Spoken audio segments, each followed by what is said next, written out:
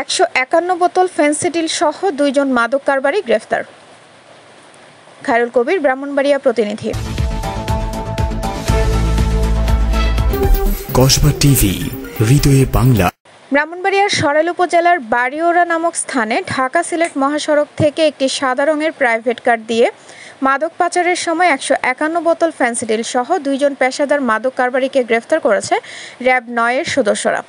পাঠানো এক প্রেস বিজ্ঞপ্তিতে এই তথ্য জানিয়েছেন র্যাব 9 এর অতিরিক্ত police super KM Shahidul Islam সোহাগ।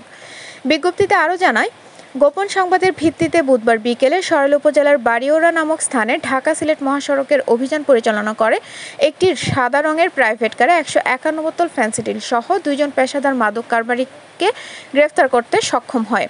গ্রেফতারকৃত মাদক কারবারিরা হলেন সিলেট জেলার শামসুল হকের ছেলে আব্দুল মজিদ ও অনিল মিয়ার ছেলে আব্দুর রহমান।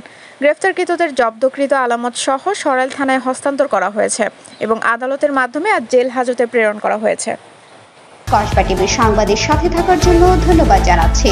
পরবর্তী সংবাদ পেতে আমাদের চ্যানেলটি সাবস্ক্রাইব করে রাখুন। হৃদয়ে বাংলা, কসবা টিভি।